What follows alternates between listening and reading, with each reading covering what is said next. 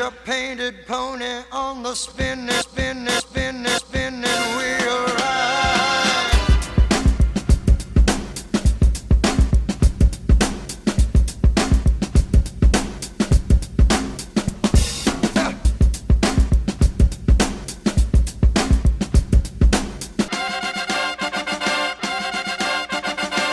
Good evening and good night.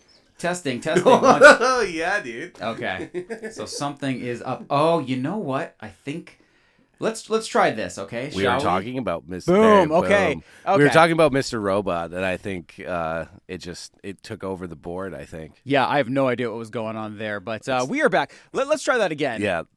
94.9 Radio. 94.9 Radio Western. You are tuned into Outside the Frame, London's only movie talk show. I'm Elijah. I'm Mike.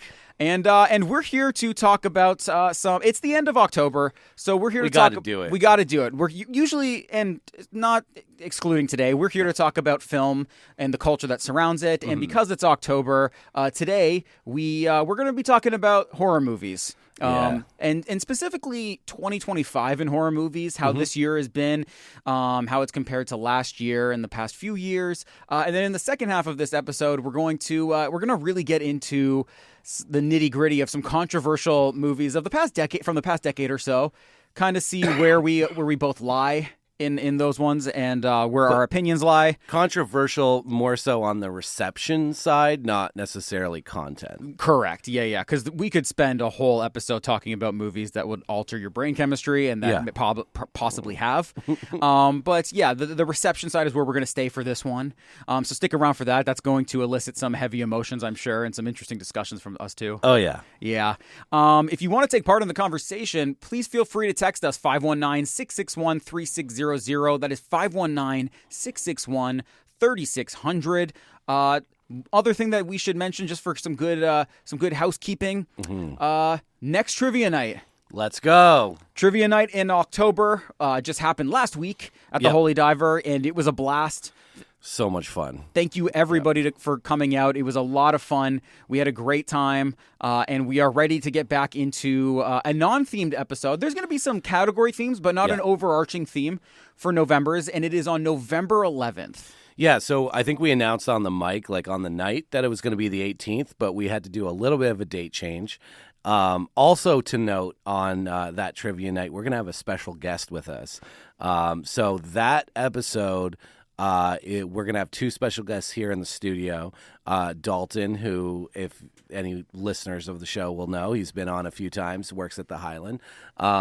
He's going to be on the show with another person that we haven't had on the show before, Maddie, and we're going to be talking about way too early Oscar predictions. Very correct. So that is always fun when we're just speculating and, we're trying to take in, other podcast data, other data that's out there and sort of the word on the street and trying to compile our list of where I think we'll probably do the top five categories is what we usually do. Yeah. And then that evening is trivia. So Dalton's going to join us to help host trivia.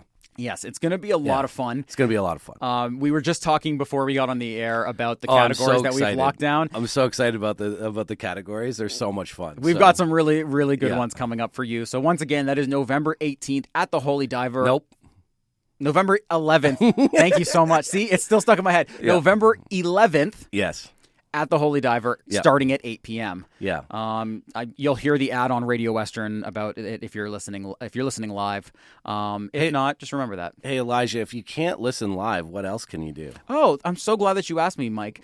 We are on streaming as well. Nice, dude. Exactly. So live episodes every Tuesday at 6 p.m. Obviously, if you're listening to this live, you know that. And it is uploaded to streaming the very next day on Wednesday. So if you are listening to this on Apple Podcasts or Spotify or YouTube even, thank you so much. Yeah. Really appreciate your support. Shout out to the people that are listening to us in BC. It's awesome. I want to give shout outs to the people because like looking at the analytics. I was thinking about this. Do you think that it's VPNs? I don't think so. I'm not specifically using a VPN. No, I know, but some people do. But it wouldn't be from BC though. It wouldn't be. Yeah, you'd probably make it from a different country. Yeah, so like, yes, no, that's how it works. So I'm just saying that I was looking at the analytics of the show that Dalton and I do, Sick Flicks. Yes. Which also you can hear on Radio Western once a month, Wednesdays at 10, third Wednesday usually. Yep. Anyway, and I was looking at our sort of breakdowns, and it was very odd to see some of the countries that were popping up, and I'm like, I don't know, man, it could be VPN related, you know? It could be, but I'm also thinking, like, you know what? BC, that's kind of cool if someone just, like, rocks a... That still tracks for BC, but, Yeah. like, also, you know... Usually when it's the analytics that I'm looking at for our show, it's like one person in Dublin, Ireland, or like one Right. person in Spain somewhere. So it's like, you know, it could be that they just happen to come across our show. It's not impossible to think that it's they not. were just, there's a movie fan out there who's just looking for a movie podcast. I do it. Like, I'll search yeah. if I'm interested to see what other shows are out there that have talked about a specific movie. I've found movie podcasts that way. So it's not unheard of, you know, if someone was like, oh, hey, I wonder what, you know, who's talking about this movie, and it just so happens to be something that we on Outside the Frame are talking about. But I don't know. If it is you a know, real person, it's awesome. shout out to you Yeah. guys. I really appreciate it. Yeah. I know that the streaming service or the upload streaming service that I use combats bots, so I know it's not a bot. Yes. Which is fantastic. I'm very happy that there's actual people listening to us on streaming platforms and live on Radio Western. So thank you to all of you again. And I think that's about it as far as housekeeping, unless Yeah. there's something you want to throw. No. So let's just get into it then. Yeah. So we're here to talk about, at least in the first half of this show, we're here to talk about what horror movies have come out in 2025, what's kind of been the landscape. We can just talk about the genre in general in comparison to last year. And so it's funny because I guess we'll start here that two of the biggest movies of the year Yeah. have been horror movies. I mean, not including things like, you know, Minecraft movie and stuff like that. Right. You know, those are always going to do, you know, big, not always, but, you know, that movie absolutely killed. However, I think the two films you're going to refer to are Sinners and Weapons. Yes, and actually, now that I'm thinking about it, yes, Sinners and Weapons, two of the highest performing movies of the year, but that's also leaving off two other horror movies that have done extremely well this year, which is Final Destination's Bloodlines and Conjuring Last Rites. Yep. These are all like over $100 million domestic. Oh, easily, and multi hundreds of millions worldwide. Yep. So it is interesting that we've gotten very big blockbusters, and for the most part have not only been performing box office wise very well, but also like commercially is the word I was looking for, but also critically for the most part. I mean, even Final Destination, which generally doesn't get very great or very mid reviews, actually is performing pretty well. Yeah. I mean, it wouldn't surprise any listener or you sitting in this room that if I had to choose one movie out of that, I would be choosing Final Destination Bloodlines. Right. Some people might hear that and be like, how can you say that against a film like Sinners or, you know, Weapons or whatever? I loved Final Destination Bloodlines. It's so much fun. It's very... it's just it has a great opening sequence, which is what you need in a Final Destination movie. I had a blast in the theater, and it was just a lot of fun. You know, Sinners is a good movie. It's not that I didn't like the movie. It's probably one I'll personally revisit at some point. But yeah, it didn't really hit me the same way that it hit a lot of other people. And I would say even less so for Weapons. I mean, we talked about it on the show, but it was just very, like, I didn't have a bad time watching it. I'll never watch it again. Or I have no desire to watch it again. So yeah, that, and Conjuring, that universe, the Conjuring universe is just personally not something that I'm really invested in or interested in any way, shape, or form. You know, I've seen the first bunch of movies just to see what was what. You know, probably in the majority as well to say, you know, the first Conjuring movie is probably the best Conjuring movie. Now, if you're a big Conjuring universe fan, you might have some hotter takes than that. Right.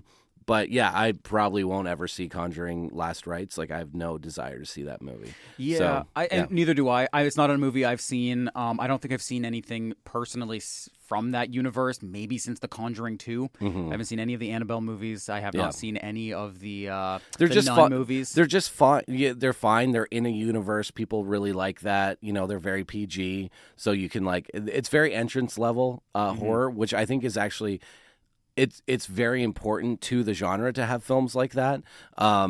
That, you know, it's a good introduction into, hey, this is the kind of world that exists and the kind of movie that exists.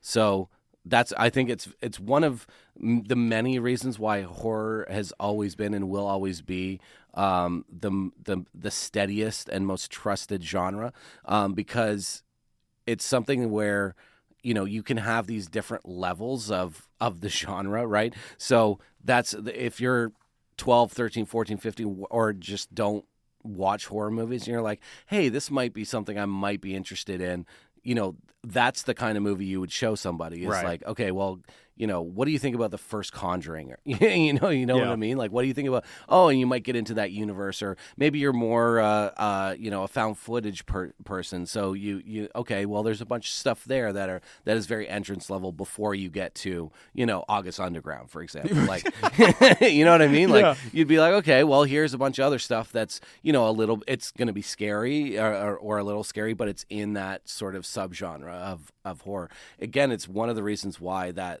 you know, we see these numbers, you know, at the box office, because, you know, the 4 movies, maybe aside for Final Destination, are pretty like tame and they're pretty accessible.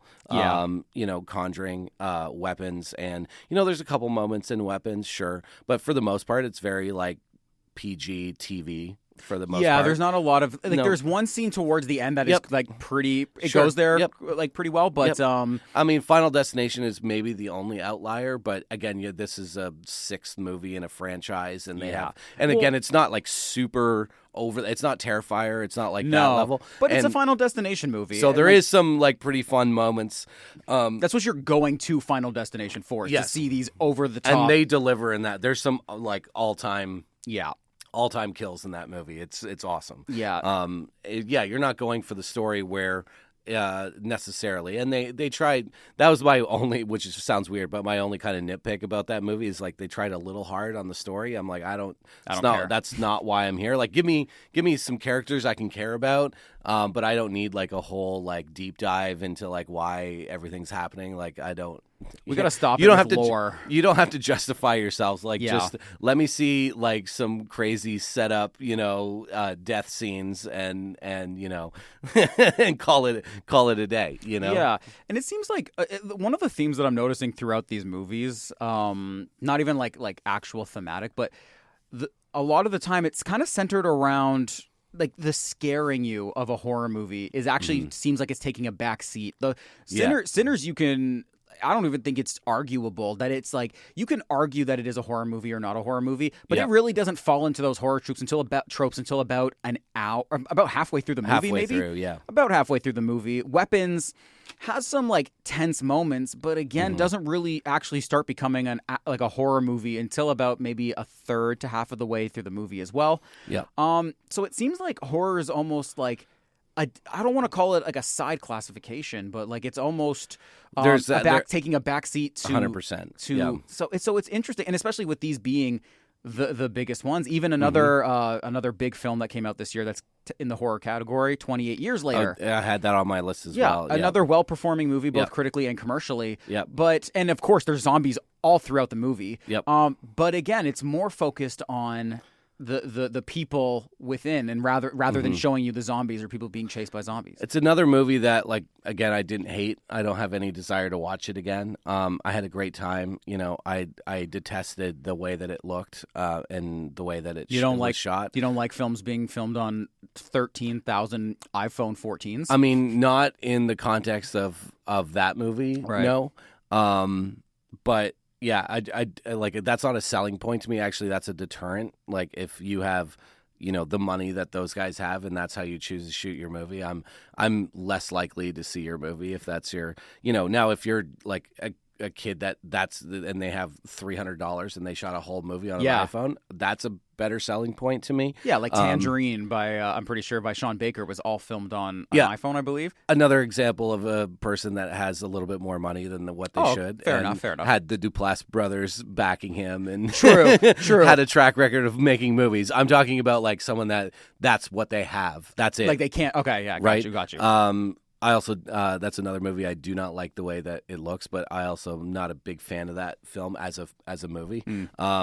But that's one thing I do like about Sean Baker, like specifically, is we were talking about Luca on Guadagnino off air, and it's the same thing. Like Sean's always going to be doing something interesting, so I'm always going to be interested in that. He's going to be swinging, and I love a filmmaker that's just swinging, right? He's going to be trying something, and So, anyways, my whole point with 28 Years Later is it was very successful for sure, and I had fun in the theater. For sure. It's a fun movie. Yeah. It's actually a lot more heartfelt than I thought it would be. Which is shocking because I did not expect that from a 28 fill in the blank later type movie. But all three of those movies have something that I don't like. Which like all three being Weapons, Sinners, and 28 Years Later, which is like a prologue that feels like half the movie. And of course with Sinners you can obviously make the case that was the point of that movie, is that it's half this and half that. Okay, fine. But Weapons just felt like a TV movie to me, or a TV like episodic thing. That's actually what they wanted to do, and they kind of just forced it into a movie form, which I'm not a fan of. And same with 28 Years Later, like just cut out that whole first half an hour of that movie. You could easily make that. The story is the kid going out and trying to save his mom.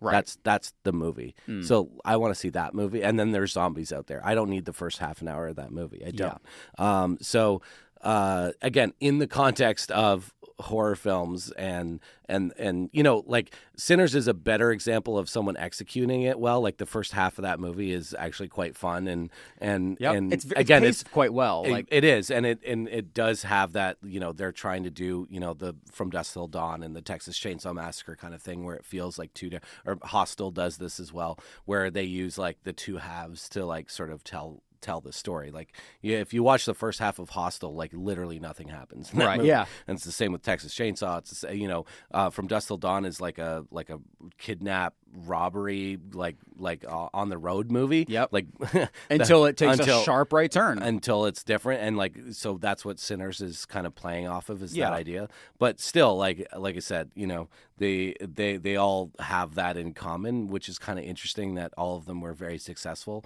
Because obviously that's that's I guess people were interested in that, or you could say that they all had actually really good marketing. That's the thing. Sinners had great marketing. With the big format stuff and Coogler out there and Michael B. Jordan and the twins and the what I mean, just everything around it. Weapons, it became a thing. Weapons had, very similarly. They had like they went back to the whole Blair Witch Project. Let's create a website for these missing kids type thing. And like one of the screenings like happened, like they set it at the time, like they started it at the time, like when the kids left. Like it. Again, to use horror as an example, like it's some of the best marketing ever in film history comes from horror films. And it's almost, this is where I get kind of split on it, because it also doesn't have anything to do with the quality of the movie, which that kind of rubs me the wrong way, right? Like Smile had a great marketing campaign.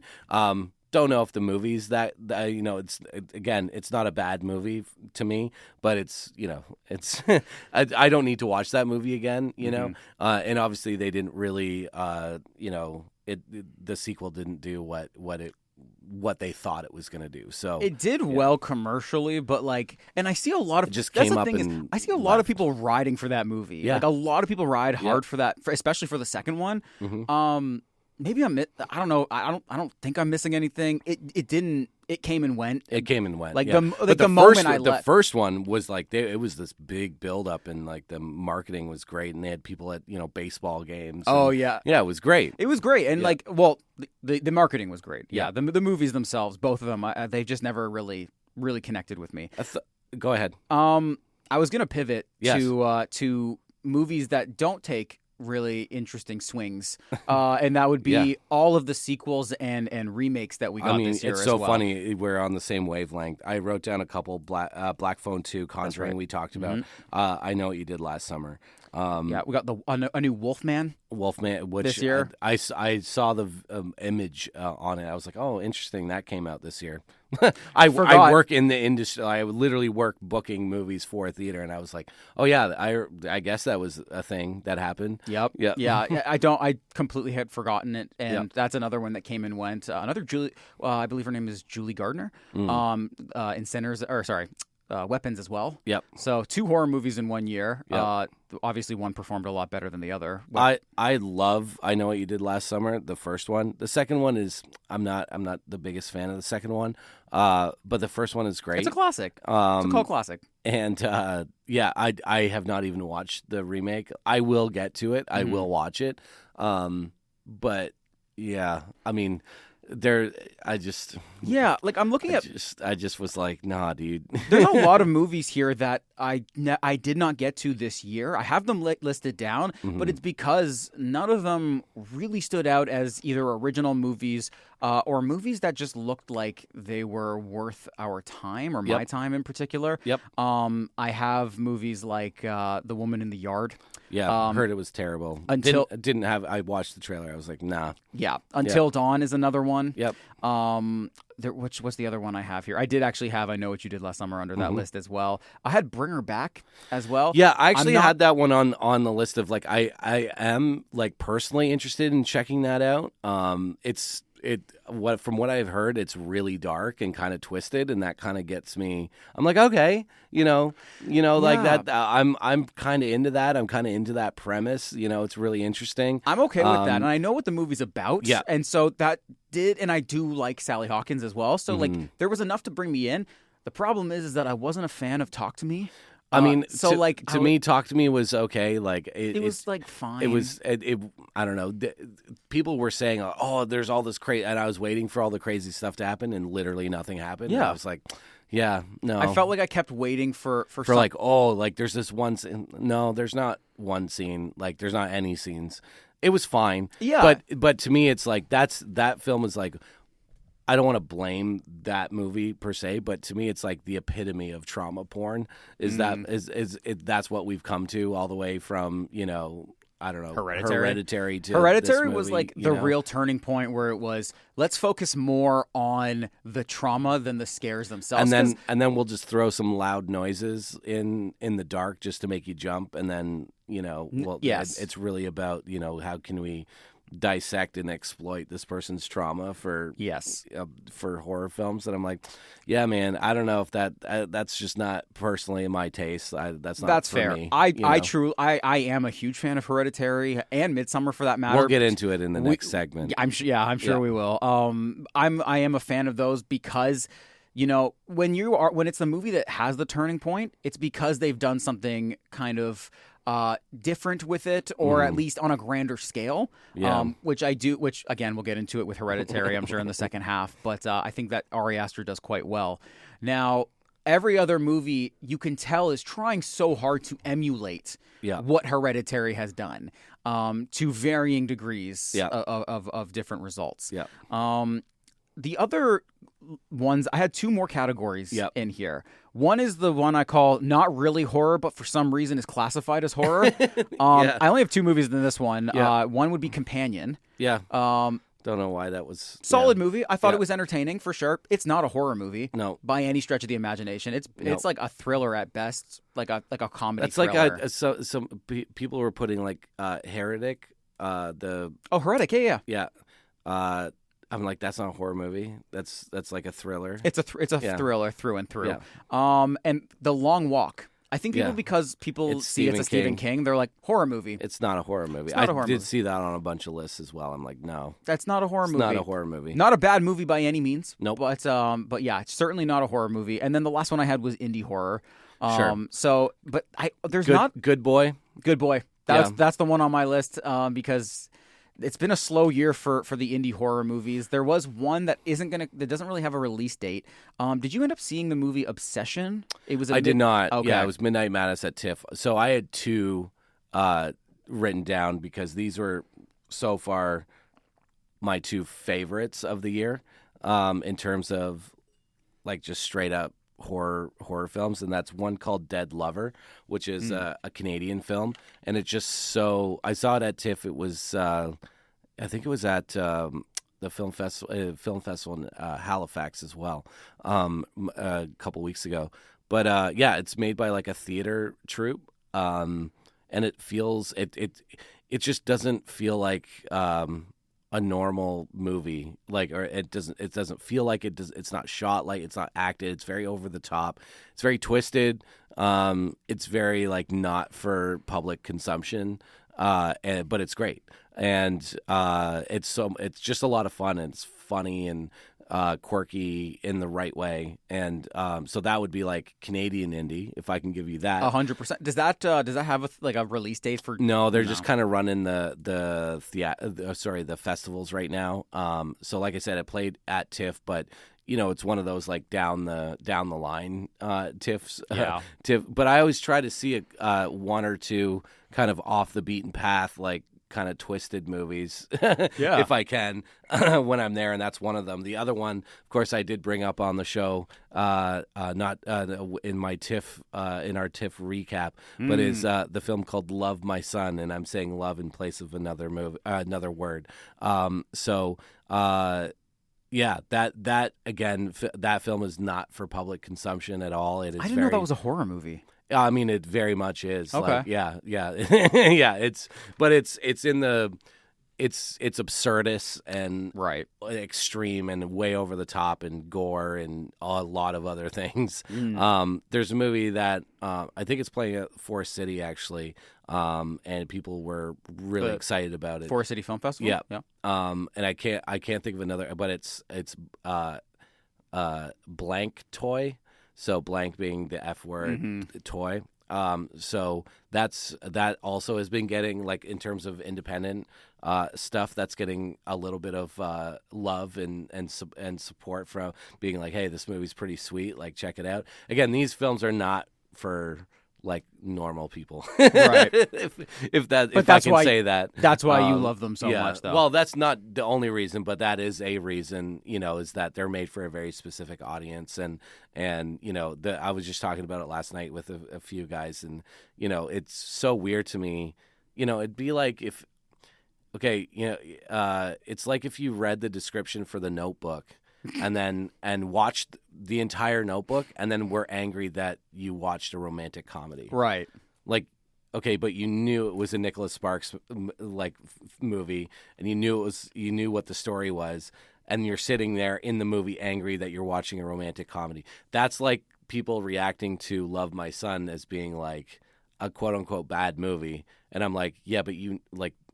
Don't watch, then it's not for you. It's like they're not trying to hide anything, right? You know what I mean? There's other films that are and not in some nefarious way, but the marketing or whatever is like kind of trying to get a bigger audience, so they might try to sell one aspect over here, one aspect over there. Weapons is a great example. Where there's a few different elements of that movie that you can kind of like market, right? I mean, Love My Son is one thing. It's straight to the point. And there's no like hiding what it is. So to like go into that movie and then say like, oh, that movie just made me so angry. Like, why even do that? Like, blah, blah, blah, blah, blah. It's like, well, dude, don't go in and see it then. Like, no one's forcing you to go see a movie called Love My Son. You know what I mean? Right? Like no one's like, if you know what it is, unless someone like blindfolds you and then like Clockwork Oranges you, to watch that movie. Like, okay, then you could I'd be pretty upset with that. You could be upset about that. But if you choose to watch a movie like that, you got to know what you're getting into. Oh, Human Centipede 2, that's the worst thing. Like, why would anyone make that? I'm so offended, blah, blah, blah. It's like, don't watch it then, dude. Like, it's Human Centipede 2. You know what I mean? You got to know what you're getting yourself into, for sure. Yeah. Right. When the marketing is that straightforward, you're not being misled by anything. Yeah. I think another one fits into not into the other category there would be like Frankenstein. Like not horror, but is It's- classified horror. Right. Yeah. It is. There's horror themes, Of course, obviously. it's a creature. Yeah, It's a creature feature, one of the most famous, and it's Del Toro. It's all of those things. But it's 2.5 hours long. There's not a lot of horror in the movie, like or what a lot of people would consider horror. So it is a little bit of a different experience. That's one that's coming out that I have mixed feelings on, because there's things that I really liked about it, and then there's things I didn't really like about it. It's actually out now in theaters, and then it comes out, I believe, next weekend on Netflix. Little inside baseball, but we're trying to secure a 35 millimeter print Very nice. for the Highland. So keep your eyes and ears open for that. Name me one thing you're excited about 2026.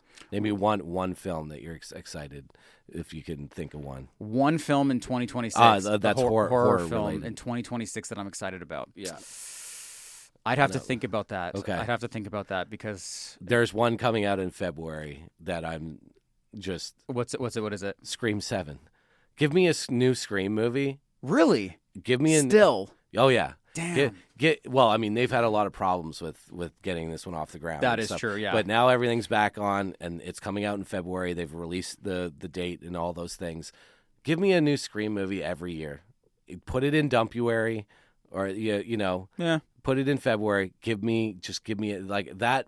There's certain horror franchises, and every horror fan has it, where you're just like, yeah, just give me a new Conjuring. Like, if that's your thing, you just be like, yeah, just give me one every 6 months. Give me one every year, once a year, And that's me with Scream. That's fair. I guess I don't know if I'm excited as more as I am curious.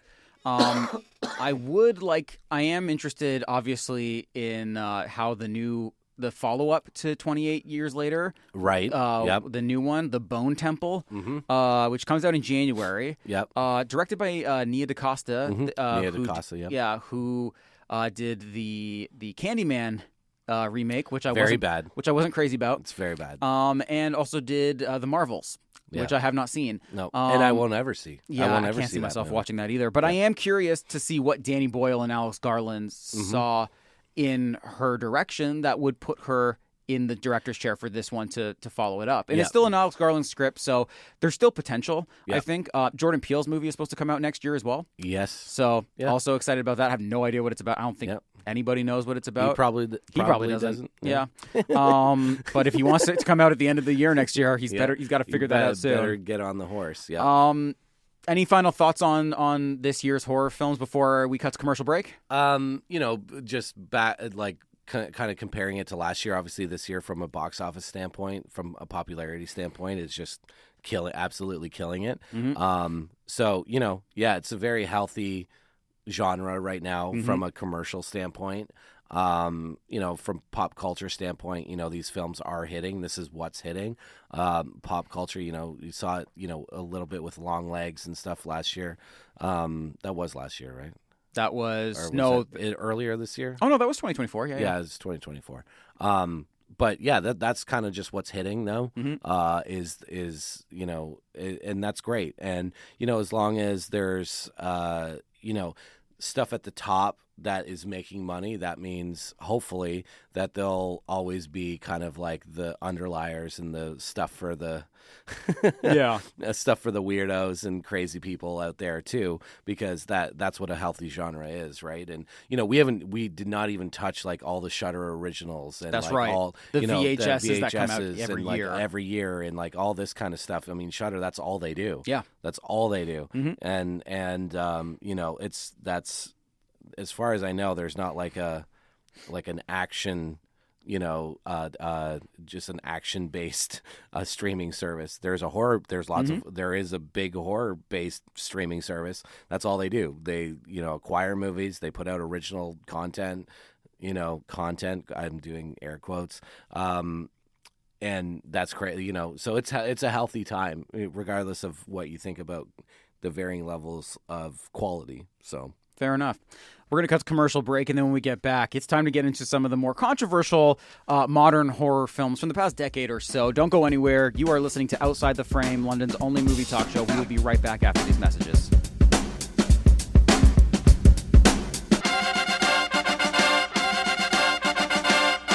You are still tuned into Outside the Frame, London's only movie talk show. We're in the midst of our Horror Movies of 2025 episode. We just spent the first half talking about what the past year has kind of looked like as far as horror movie goes and the landscape and the state of the genre.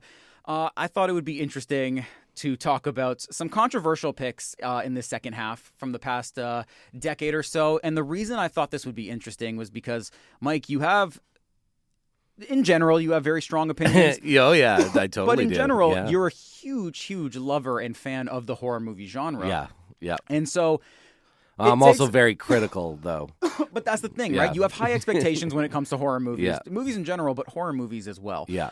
So I really thought this would be a good opportunity for us to kind of get into the weeds about some movies that you and I have maybe have some similar feelings Yeah. on, but maybe also have very differing opinions on. What's at the top of your list? Before we get into that, I do want to Yeah. ask you a question. Yeah. What do you go to horror movies to scare you?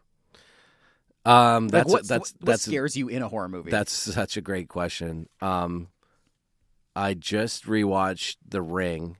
What the remake with Gore Verbinski, right? Yeah. Yeah.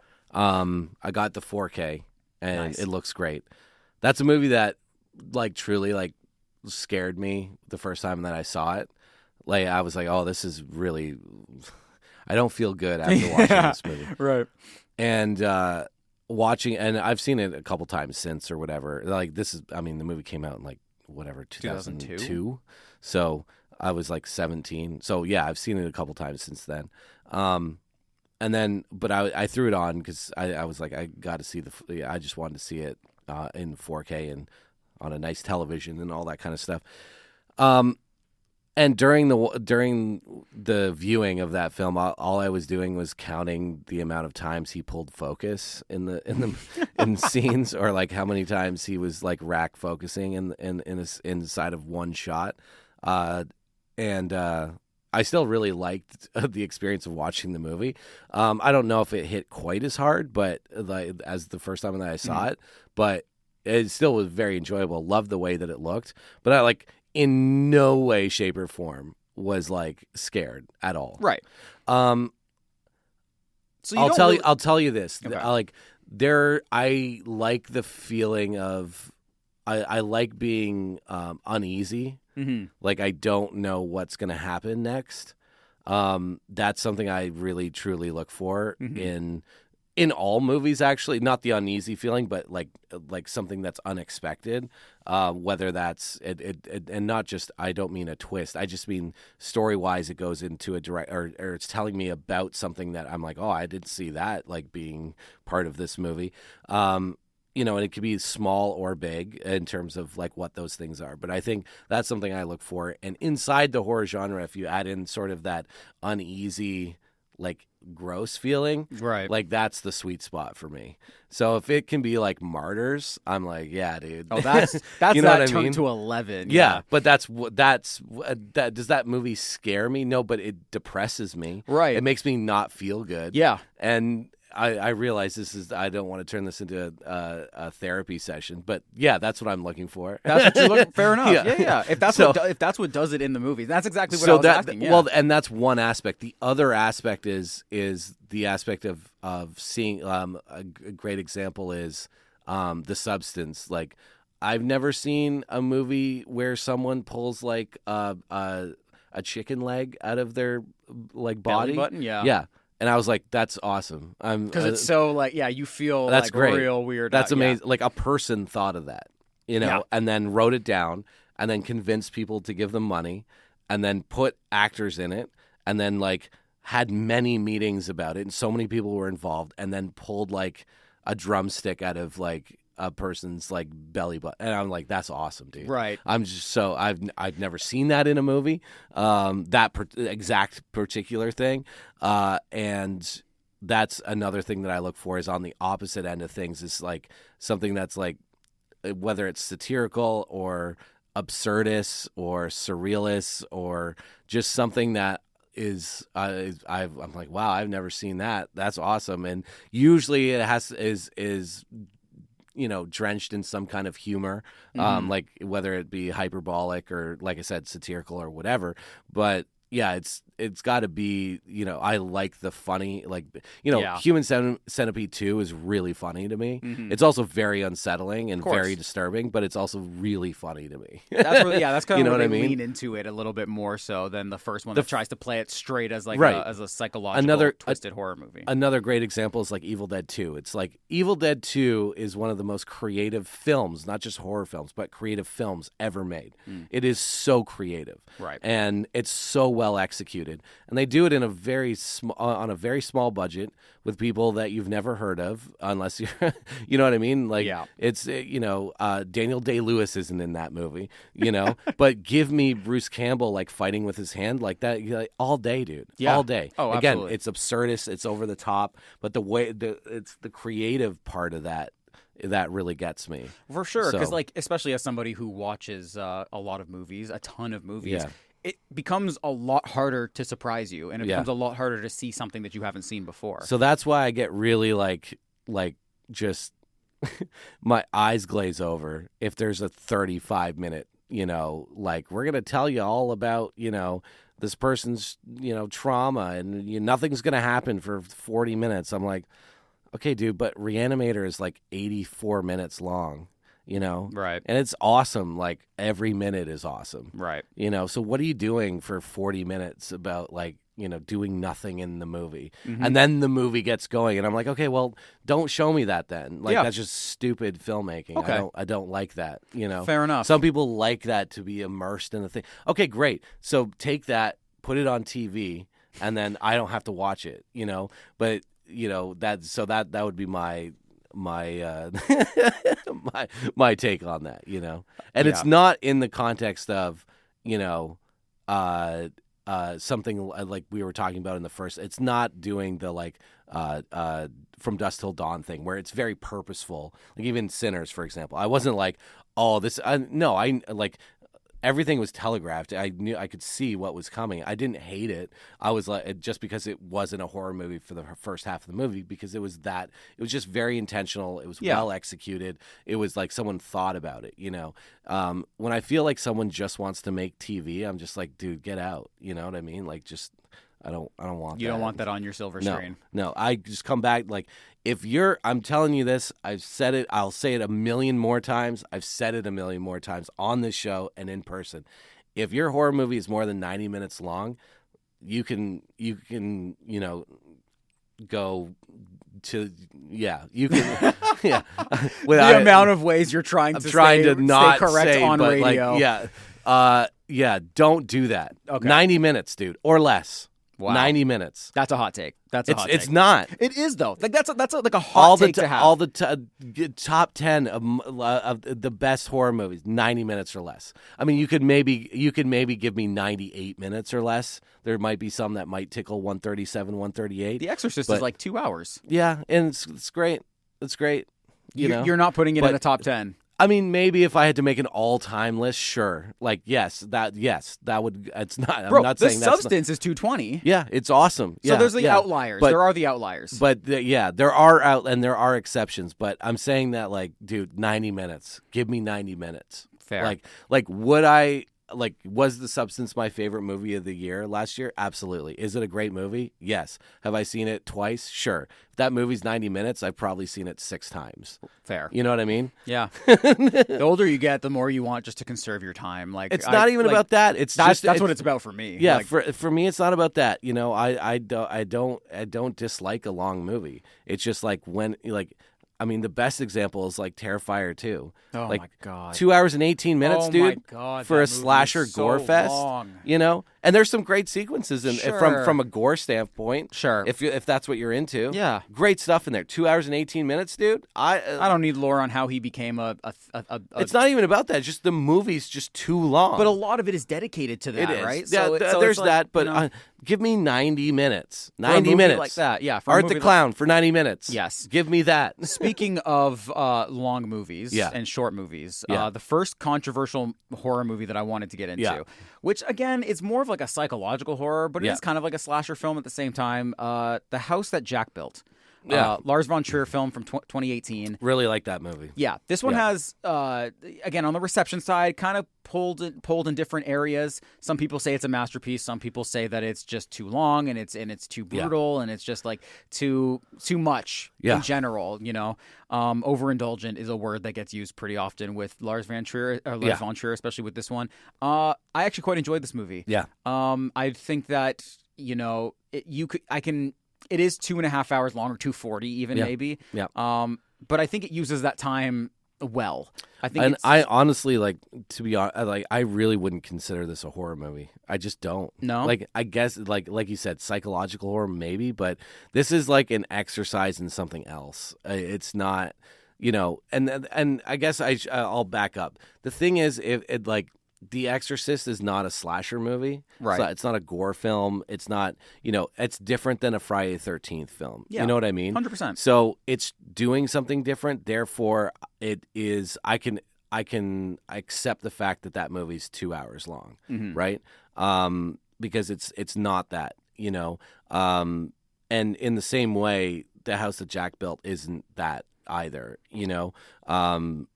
It's doing, like, there's speaking of left turns and surprising moments, like that film has a few of those. Oh yeah. Where that movie is in the last 30 minutes, you're just like, what happened?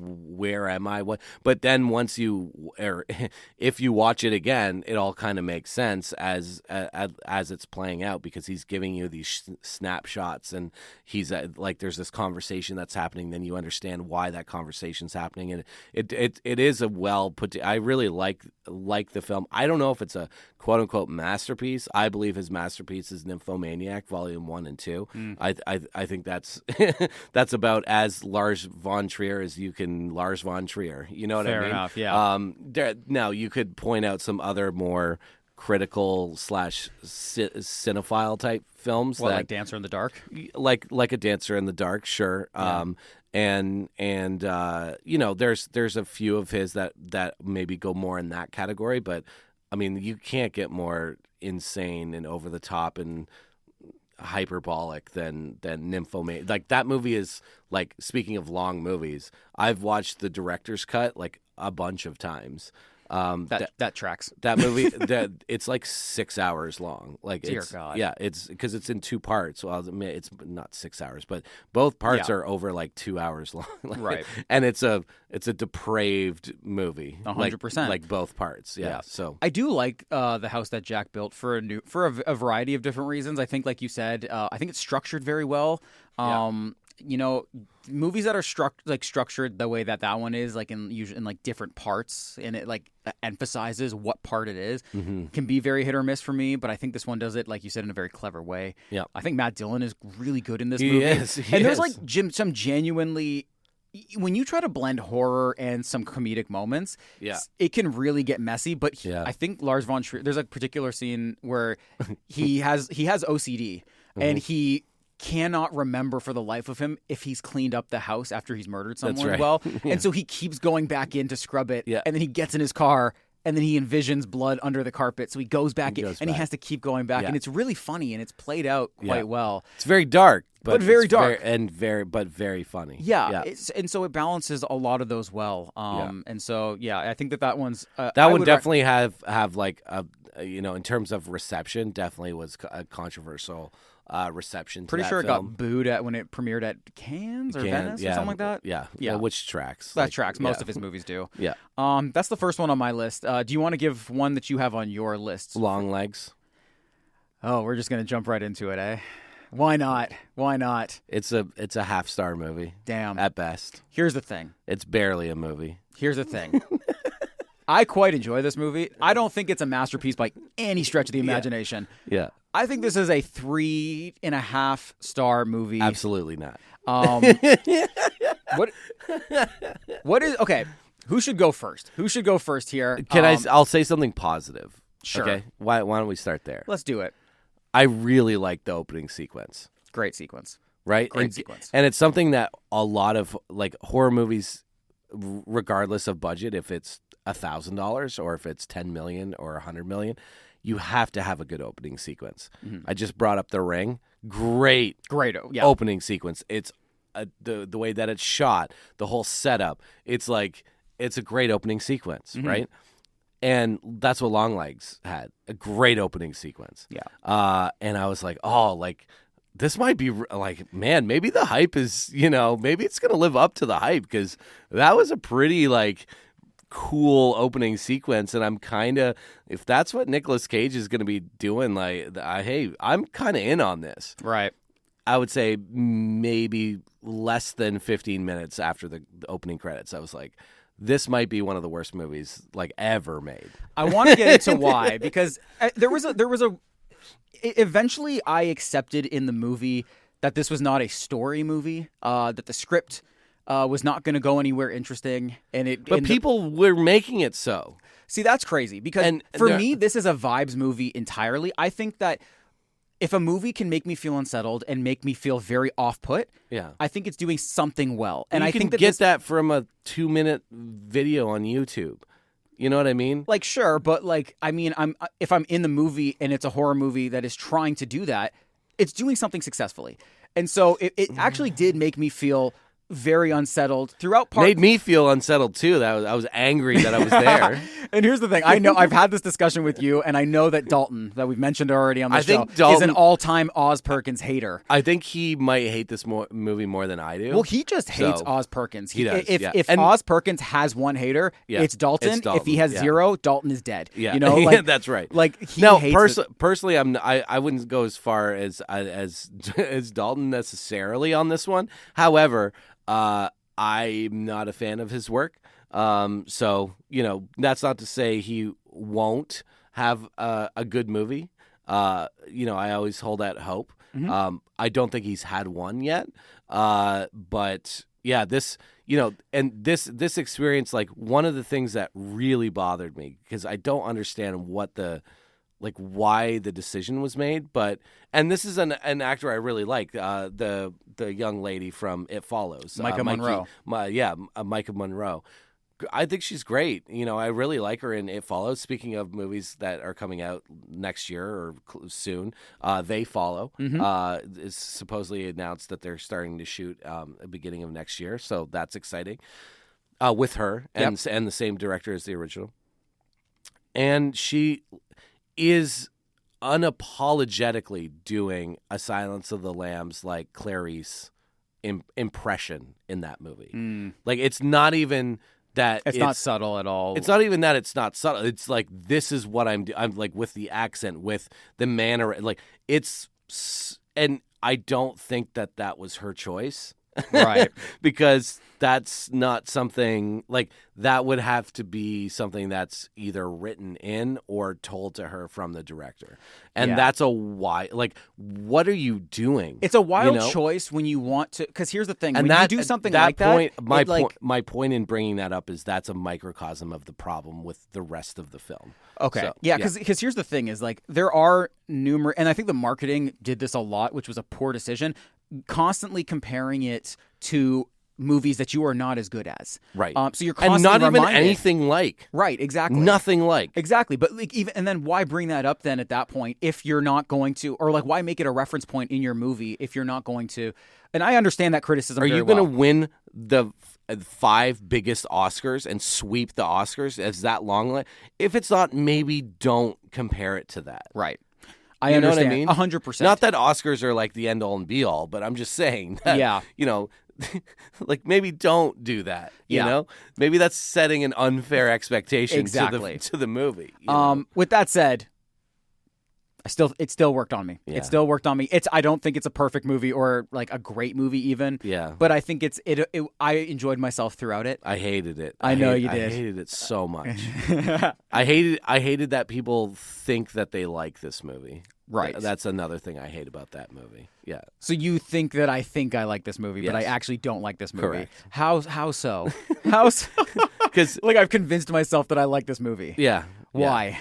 I don't know necessarily, like, because other people say that, I don't know. Well, you're not this kind of person, but a lot of others. So I'm obviously being facetious there. I think you're genuine in your assessment of this film. Right. I think other people, however, feel like they like it. It's in the 4:3 aspect ratio, and the he uses like solid colors in the opening credits, and look at Nicolas Cage being all weird, and somehow that's like subversive and interesting and upsetting, and I'm like, yeah, it just did not work for me at all. Like, just That's fair. I mean, did you even remember that there's dolls with like balls in their heads?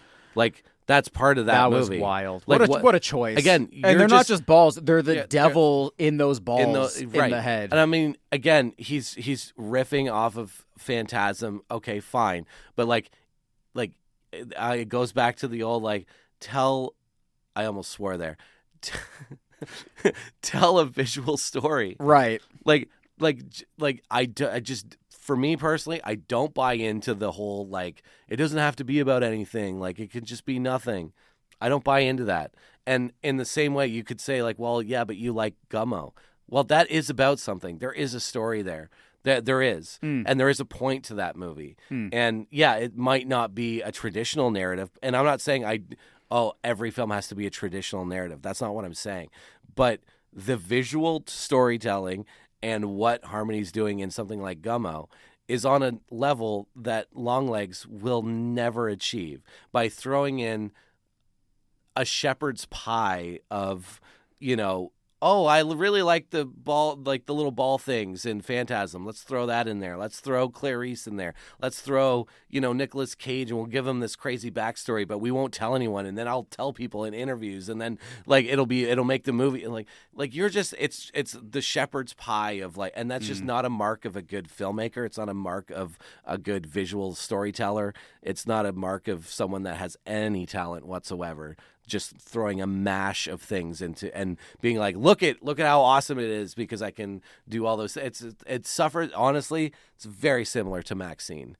It's very similar to Maxine. Everybody look. I've seen a movie. I've seen lots of movies. Yeah, and here, let me show you. It's like, yeah, but wearing its influences way too heavily on its sleeve, right? And it's everyone's influenced by everything else. You can make the case that that's what Tarantino did his whole career. Sure.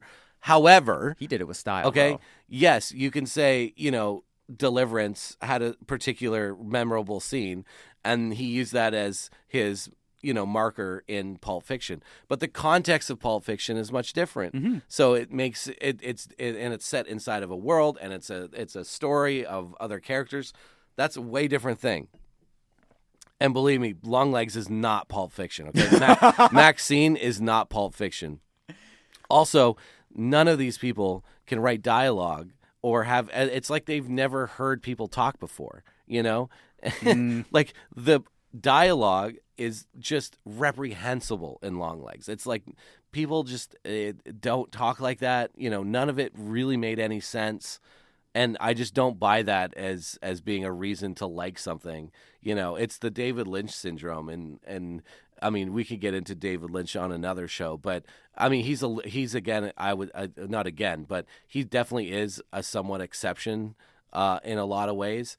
However, I do think that people think his movies are a lot more deep than they actually are. But there's a lot more going on with Lynch. Yes, Longlegs is praying to the film gods every day that it's a David Lynch movie. I and that's why I wanted to preface my reasoning for liking the movie by saying I don't think it's deep. Yeah, I don't think that I think it's like a mess, especially that last third is a complete mess. There's landing the plane, and then there's crashing it and burning it. Yeah.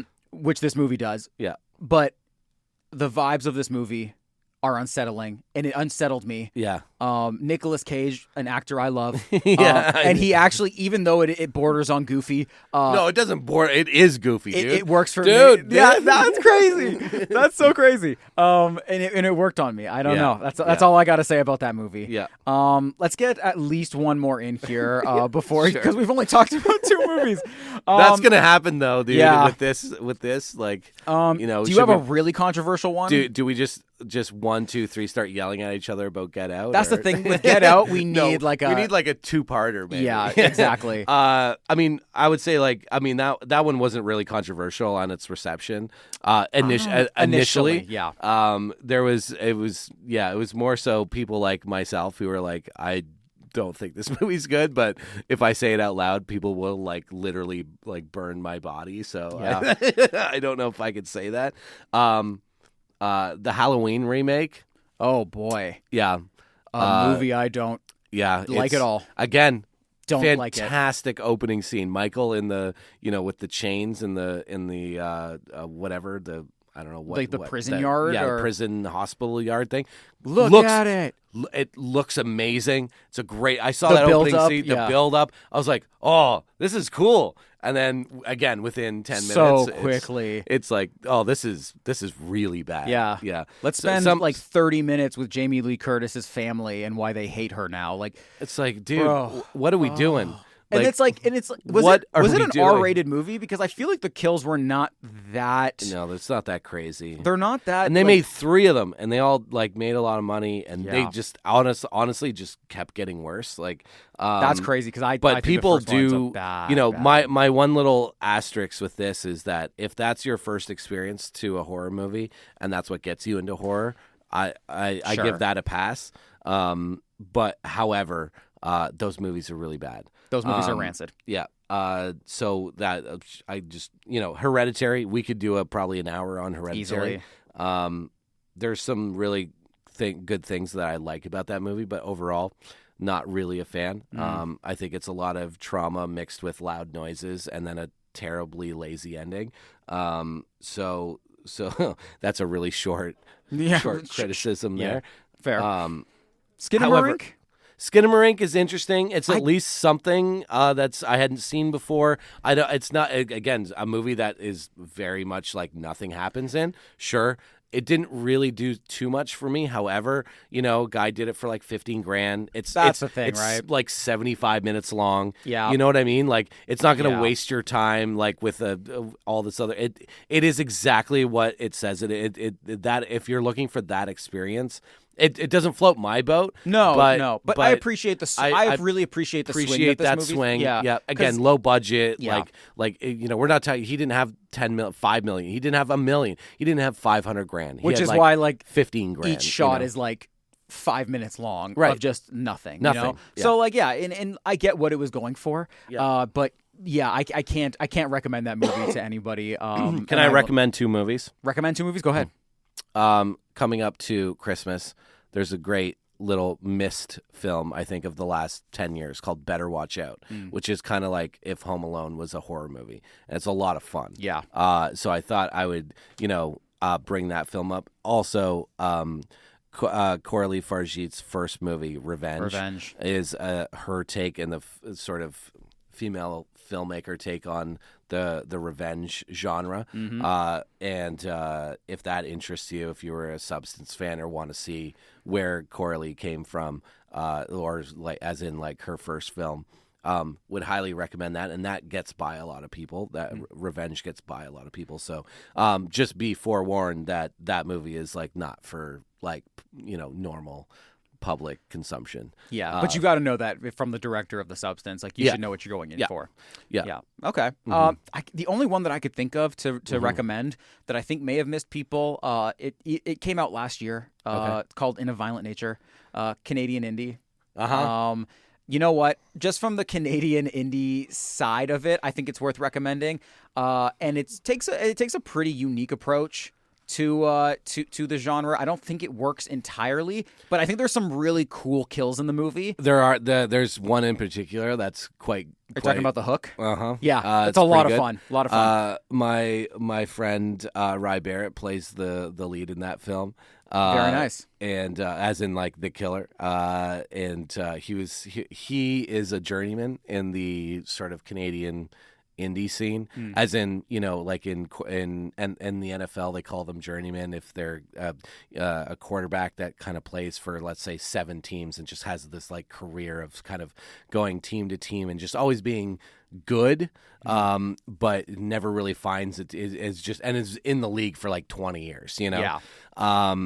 And Ryan, like Rye was and is that kind of actor where if you made an independent horror film between the years of 2007 and 2020, there's a good chance that Rye was in your movie.